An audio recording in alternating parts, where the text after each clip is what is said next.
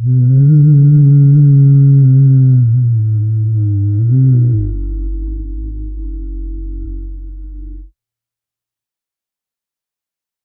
in the moss-draped bayous of Louisiana, where fog coils over black water and cypress roots claw at the dark, something has been watching.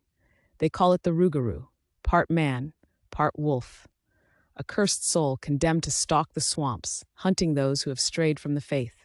For centuries, Cajun and Creole communities have whispered its name, a beast born from French werewolf legend, twisted by the sins of the living. Break the laws of Lent, and the Rougarou comes for you. Some say it's just a story, a tale to frighten children into obedience. But in Lafourche Parish, in the endless dark of the Atchafalaya Basin, not everyone who vanished into the swamp came back. The bayou does not sleep. It breathes. Somewhere deep in the wetlands of southern Louisiana, where Spanish moss hangs from cypress trees like the hair of the drowned, something moves through the fog. The water stirs without wind. A heron screams, then silence. The kind of silence that has weight. The kind that presses against the chest and whispers a single ancient warning. Stay on the path, or the Rougarou will find you. The terror did not begin in America. It was carried across the Atlantic like a disease, in the memories of French colonists who arrived on Louisiana's shores in the early 18th century. In medieval France, the creature was called the Loup-garou, a man cursed to shed his skin and become a wolf. Peasants bolted their doors when the moon rose full. Priests warned their congregations that sin could twist the body as easily as it twisted the soul. A person could become a loup-garou through a witch's curse, through a bite from another of its kind, or, most chillingly, through their own moral failure. When the French settled the swamps of Louisiana, they did not leave their monsters behind. The loup-garou simply changed its name and grew hungrier. In the humid isolation of the Louisiana Bayou, the legend mutated. French stories merged with the beliefs of the Ojibwe and Dakota peoples, who spoke of the Rougarou, a towering cannibalistic predator that walked on two legs and consumed human flesh. The two myths bled into one. The Cajun Rougarou was no longer a simple werewolf. It became something worse, a creature born from spiritual failure. In this deeply Catholic community, the curse was said to fall upon those who broke the sacred rules of Lent, who ate meat on a forbidden Friday, or who failed to attend Mass for 3 consecutive Sundays. The body would betray them. Bones would crack and reform. Fur would erupt from splitting skin, and for 101 agonizing days, the sinner would roam the swamp as a monster.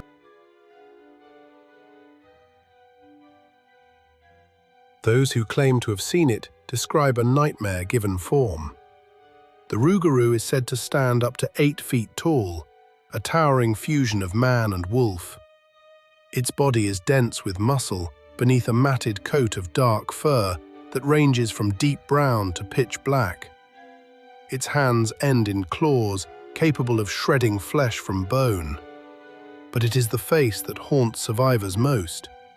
The elongated snout of a wolf set upon a human neck, filled with rows of yellowed, razor-sharp teeth, and the eyes, glowing an unnatural hellish red, burning through the fog like embers from a fire that should have died long ago. Unlike the werewolves of Europe, the Rougarou does not always fully transform.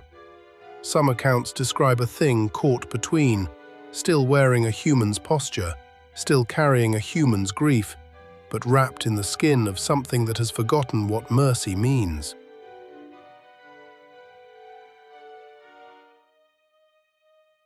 The cruelest part of the Rougarou legend is not the monster itself, it is the cycle.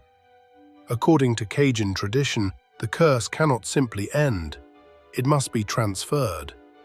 If a victim encounters the Rougarou and draws its blood, even a single scratch returned in self-defense, the curse leaps to them. The original Rougarou is freed, and the new host begins their own 101-day sentence in hell. Some versions say the curse passes through bloodlines, father to son, generation after generation, an inheritance no one asks for and no one can refuse. A family might carry the stain of the Rougarou for centuries, never knowing which child would be the next to change, until the bones begin to break on a moonless night and the screaming starts again.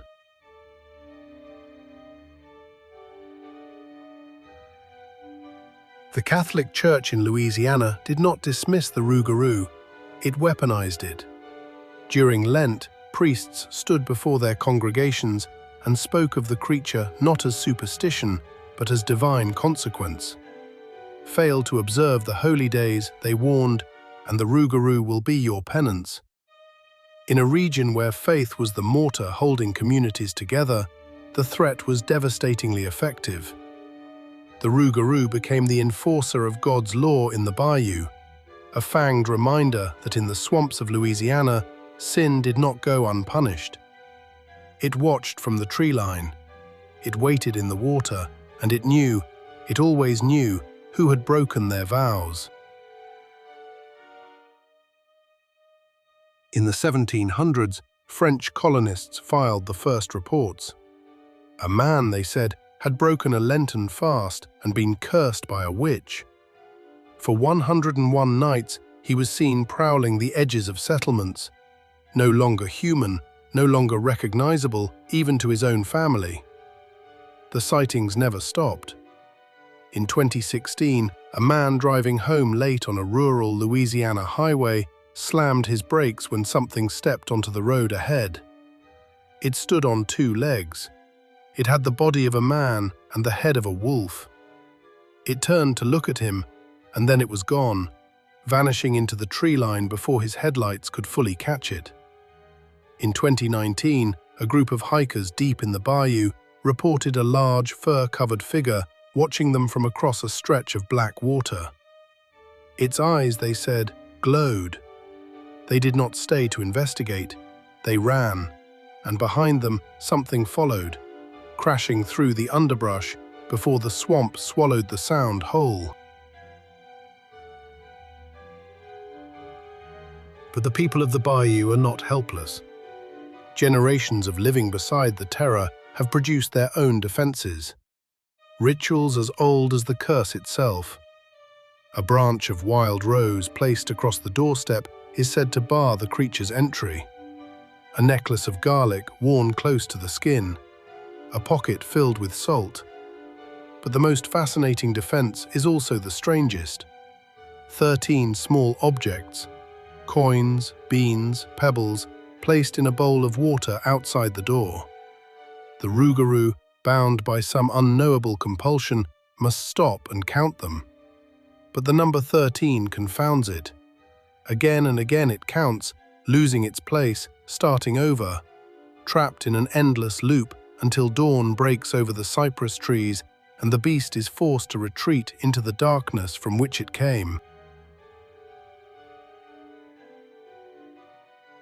And yet, in the way that only the American South can manage, the people of Louisiana have learned to celebrate the thing they fear. Every year in Homer, Louisiana, the Rougarou festival fills the streets with music, food, and laughter. Locals dress as the beast. Children wear wolf masks. Parades wind through neighborhoods that, not so long ago, bolted their doors when darkness fell. The creature that once haunted their ancestors' nightmares has become a symbol of cultural pride, a mascot for the strange, beautiful resilience of Cajun life.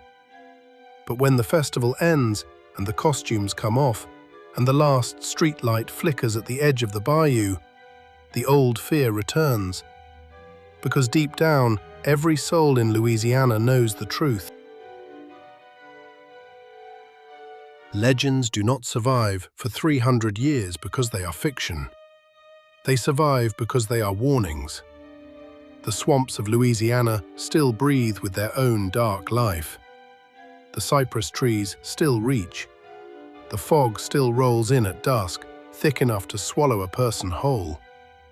And somewhere, in the spaces between what is known and what is feared, the Rougarou is still out there, waiting, counting, hungry.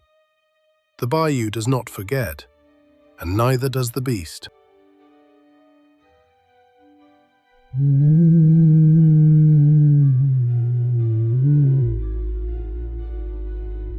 the heart of Louisiana's dark swamps, whispers still ride the mist. Whispers of the Rougarou, the cursed soul that hunts the unfaithful and wanders under the blood moon. Some say it's a tale to scare children home before nightfall, but others swear the howls they've heard were no mere animals. So, as the bayou falls silent and the cypress shadows stretch deep, remember, every legend begins with truth. And if you ever feel eyes watching from the dark, you might already be too late.